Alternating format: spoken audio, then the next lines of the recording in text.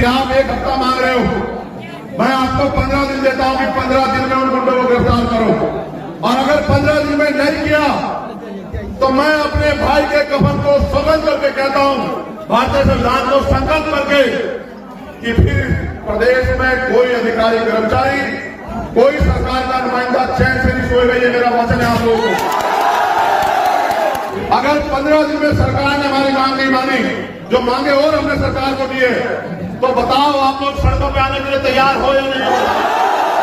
15 दिन उनके और 16 दिन हमारा। क्या तो हम अपने भाई को न्याय दिलाएंगे या फिर उसकी तरह मिट्टी में खाक हो जाएंगे, लेकिन झुकेंगे नहीं। जिन सामंतियों ने ये खून की होली हमसे खेली है, उनको भी मैं कहना चाहता हूं, याद रखना, समय करवट लेता है, समय बड़ा बलवान होता है। आज तुम ताकत में हो, कल मेरे लोग इस प्रदेश में ताकत में होंगे। मैं बदले में भरोसा नहीं रखता, लेकिन याद रखना, ऐसा इलाज किया जाएगा कि भविष्य में कोई सामंती बनने की सोच भी नहीं रख पाएगा।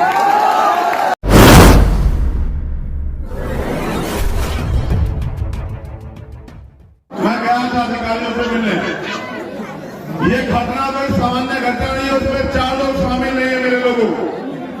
इसमें बहुत ताकतवर लोग शामिल हैं और सरकार और पुलिस मिलकर को बचाने का काम कर रही है। ये अच्छा नहीं है। मैं मुख्यमंत्री जी से भी कहना चाहता हूं कि अगर मेरे भाई के हत्यारों को बचाने का कोई काम करेगा तो फिर लड़ाई आर-पार की लड़ी जाएगी, कोई समझौता नहीं होगा। मेरे भाइयों, उन 4 लोगों की हिम्मत नहीं थी कि वो राजेश भाई का गोली चढ़ा दें। उनके पीछे पुलिस, सरकार और बहुत बड़े ताकतवर लोग हैं। इसलिए ये घटना तब तक नहीं खुलेगी जब तक इस घटना की सीबीआई जांच न हो जाए। और सुनो, पहले सुनो, हल्ला मत मचाओ। सिर्फ कहने से जांच नहीं होगी, कहने से तो न्याय भी नहीं मिलेगा। एक दिन इकट्ठा होने से कुछ नहीं होगा। सीबीआई जांच वो भी हाई कोर्ट या सुप्रीम कोर्ट के रिटायर्ड जज की निगरानी में, जब निष्पक्ष जांच होगी तब जाके पता लगेगा कौन सा एसएचओ, कौन सा डीएसपी, कौन सा पूर्व विधायक, कौन सा वर्तमान विधायक, कौन सा वर्तमान मंत्री, कौन सा पूर्व मंत्री, वो सब लोग शामिल हैं एक आपके बहादुर भाई को शहीद करने के लिए। लेकिन मेरे लोगों, अगर ये काम इतना आसान होता तो मुझे यहां नहीं आना पड़ता। मैं आपसे एक सवाल भी कह रहा हूं, मैं आपसे जवाब भी चाहता हूं। मुझे तो 15 दिन बाद में आया। यहां बड़े बड़े नेता आपने तैयार किए, आपने अपनी कीमती वोट उनको दी। इस वोट को बाबा साहब अम्बेडकर ने अपने 4 बच्चों कुर्बानी से दिया था आपको। आप ये बताओ मेरे लोगों, उन नेताओं ने अभी तक भाई को न्याय क्यों नहीं दिलाया? आप बताओ। अब आप ये भी बताओ, जब मैंने घोषणा की तब पुलिस ने एक अपराधी को गिरफ्तार किया। पिछले 12 दिन में तो कोई गिरफ्तार नहीं हुआ था। जब मैंने परिवार से बात करके घोषणा की कि मैं आऊंगा 28 तारीख में, तब एक अपराधी गिरफ्तार हुआ। लेकिन मैंने डीएसपी से ये भी पूछा कि भाई अभी तो मुख्य अभियुक्त बाहर है, अभी से आपने सुरक्षा में कमी कर दी।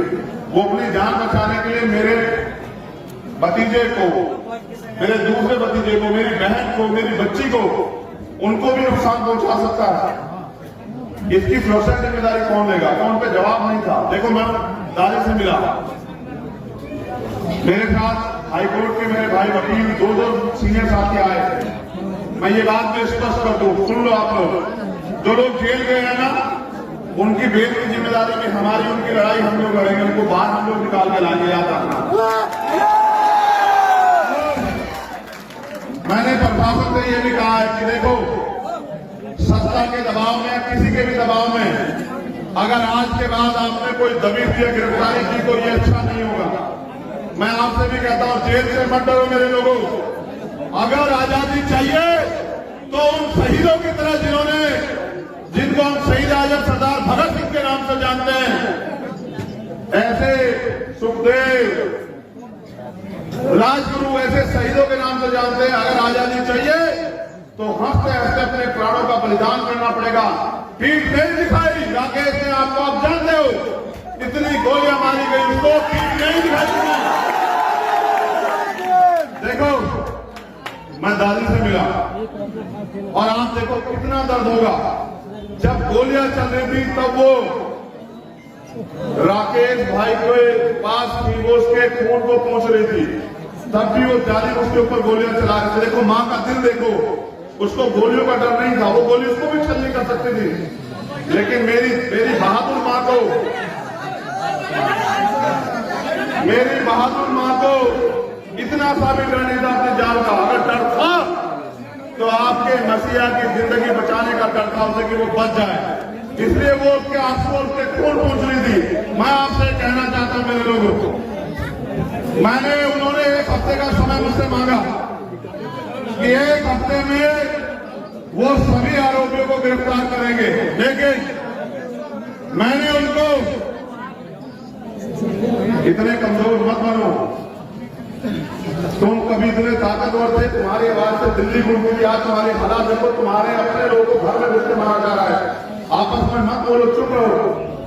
मैंने प्रशासन को 15 दिन का समय दिया आपसे बिना पूछे कि आप 1 हफ्ता मांग रहे हो, मैं आपको 15 दिन देता हूं कि 15 दिन में उन गुंडों को गिरफ्तार करो। और अगर 15 दिन में नहीं किया तो मैं अपने भाई के कफन को सौगंध करके कहता हूं, भारतीय संविधान को संकल्प करके, कि फिर प्रदेश में कोई अधिकारी कर्मचारी, कोई सरकार का नुमाइंदा चैन से नहीं सोएगा। ये मेरा वचन है आप लोगों को।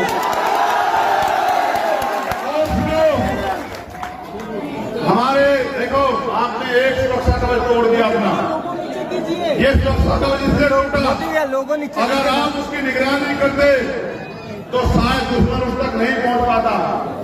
दुश्मन से सीख लो, वो अपनी नेता की निगरानी करते हैं। अगर आप अपने नेता की निगरानी करते तो कोई दुश्मन उस तक नहीं पहुंच पाता। मैंने और सुरक्षा कवच तैयार किए हैं, सुनो मेरी बात को गौर से। ये अमर ज्योति, ये मैंने इसमें पीएल दाखिल की। अभी आनंद मोहन जो पूर्व एमपी हैं, एक आईएएस अधिकारी की हत्या में शामिल, लोगों छोड़ा गया, कोई हिम्मत नहीं जुटा पा रहा था कि वो उसके खिलाफ कोर्ट जाए। मैंने ये बहादुर भाई तैयार किया आपके लिए, सुरक्षा कवच के लिए, अमर ज्योति। मैंने लक्ष्मण जो हमारे जिला अध्यक्ष हैं यहाँ के, जिन्होंने 23 साल सेना की नौकरी की, जो एक सेना के सिपाही हैं, कहाँ है लक्ष्मण? मैंने लक्ष्मण भाई को सुरक्षा कवच के लिए तैयार किया, लक्ष्मण पासवान को। मैंने वीर प्रधान को तैयार किया। ये आपका सुरक्षा कवच बनाया है कि भाई राकेश की गैर मौजूदगी में वो यहाँ समाज की सुरक्षा करेंगे, प्रदेश लेवल पे भी और जिला लेवल पे भी। लेकिन आपको भी मेरा साथ देना पड़ेगा। अगर 15 दिन में सरकार ने हमारी मांग नहीं मानी, जो मांगे और हमने सरकार को दिए, तो बताओ आप लोग सड़कों पे आने के लिए तैयार हो या नहीं हो? एक जिले में आओगे या एक पूरे प्रदेश में आओगे, बताओ? मैं आपसे वादा करता हूं मेरे लोगों, 15 दिन उनके और 16वां दिन हमारा। क्या तो हम अपने भाई को न्याय दिलाएंगे या फिर उसकी तरह मिट्टी में खाक हो जाएंगे, लेकिन झुकेंगे नहीं। और सुनो, वो मरा नहीं है आपका मसीहा, वो जिंदा है। वो आप सब में जिंदा है, वो इसमें जिंदा है, वो इसमें जिंदा है, वो हम सब में जिंदा है। और अगर उसको जिंदा रखना चाहते हो, मैं कह रहा हूं आपसे, क्योंकि मरता वो है जो गायब होता है। वो निडर था, बहादुर था, इसलिए वो अमर हुआ। उनके आतंकवाद मूर्ति लालगंज चौराहे पे हम लोग लगाने का काम करेंगे कि दुश्मन को भी, हमारे लोगों को भी हमारा बहादुर भाई क्या हमारे भाई की एक आतंकवाद मूर्ति उसी के निवास में, इस लालगंज के चौराहे पे। और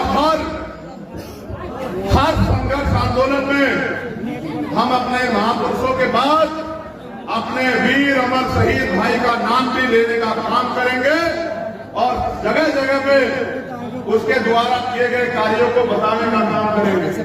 मैं आपसे कहना चाहता हूं, आज आप इतनी बड़ी संख्या में आए हो, पूरे रोड पे आप खड़े हो, एक दिन में न्याय नहीं मिलेगा।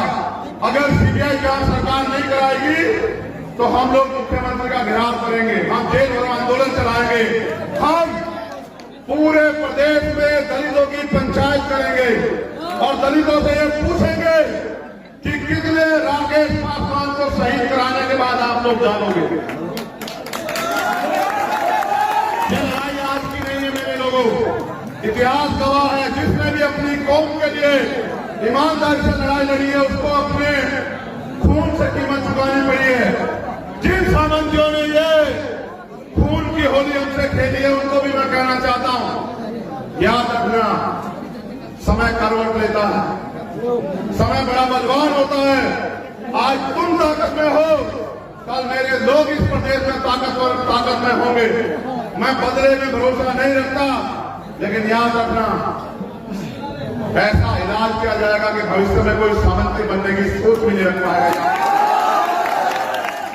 इस परिवार की सुरक्षा की जिम्मेदारी आपकी है। पुलिस के लोगों को भी अपनी सुरक्षा बढ़ानी पड़ेगी।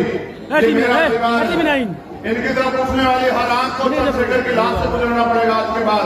याद रखना मेरी बात को। लेकिन कीजिए, मैं इस परिवार को हाथ नहीं फैलाऊंगा किसी के आगे। आराम से बोलो भाई। मेरे लोगों, यहाँ से लेके दिल्ली तक और भारत के जिस कोने में आप रहते हो, कल मैं यहाँ की प्रदेश की टीम से एक अकाउंट नंबर जारी कराऊंगा। भाई अमर शहीद राकेश पासवान जी की पत्नी का मैं चाहूंगा कि आप अपनी ताकत का प्रदर्शन उस अकाउंट में करें और एक पैसा जुटा के इस परिवार को आर्थिक रूप से इतना ताकतवर करें कि ये उन गुंडों को फांसी के तख्ते पर चढ़ाने के लिए तलवार से तैयार है। क्या आप लोग मदद करोगे? हाथ उठा के बताओ जो लोग मदद करेंगे। कल मैं वो अकाउंट नंबर जारी करूंगा, उस अकाउंट नंबर पे आप ये तय करके मदद करना कि हमें अपने भाई ने जो हमारे लिए लड़ाई लड़ी है उस कर्ज को चुकाना। और सुनो, ये परिवार डरपोक परिवार नहीं, ये समाज भी डरपोक समाज नहीं है, क्योंकि आर्थिक रूप से कमजोर है इसलिए कमजोर पड़ रहा है। हमें एक दूसरे के हाथ पकड़ने पड़ेंगे मेरे लोगों। हमारे प्रदेश के अध्यक्ष यहाँ हैं जोर आजाद जी, मैं उनसे भी कहना चाहता हूँ इस पूरे मामले को हाईकोर्ट में चाहे सुप्रीम कोर्ट जाए या यहाँ जिला उसमें जो लोग जेल चले गए हमारे उनको छुड़ाने की इन वकील भाइयों के साथ, और जो लोग जिनको सरकार जेल भेजेगी पुलिस उनको बेल पे भी बाहर नहीं आने देना, उनकी जेल भी अपोज करने का काम हम लोग सारी कोर्टों में करने का काम करेंगे।